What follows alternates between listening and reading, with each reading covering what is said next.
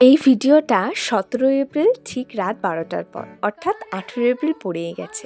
মা আমার জন্য বড় একটা সারপ্রাইজ প্ল্যান করে রেখেছিল, যার কোনো কিছুই আমি জানতাম না। কেক কাটার পরে তো আমি ঘুমিয়ে পড়েছি। এই ভিডিওটা তার পরের দিন সকাল, অর্থাৎ ১৮ এপ্রিলের সকাল। ঘুম থেকে উঠেই দেখি বাবা আমার জন্য এত কিছু গিফট সাজিয়ে রেখে গেছে।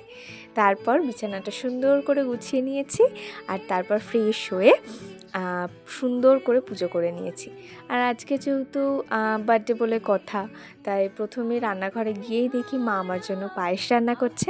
প্রত্যেক বছরই আমি বার্থডেতে এথনিকই কিছু পরি, তো এই বছর ভেবেছিলাম যে একটু শাড়ি পরি। তো বার্থডে দুপুরবেলায় আমি একটুখানি শাড়ি পরেছিলাম, আর এখন একটু সাজুগুজু করে নিচ্ছি, কারণ বার্থডে বলে কথা। যাই হোক, এটা হচ্ছে আমার ফাইনাল লুক। তোমরা জানিও আমাকে কেমন লাগছে। আর পার্ট 2 পরের ভিডিওতে আসছে। আজকে এই পর্যন্তই, টাটা।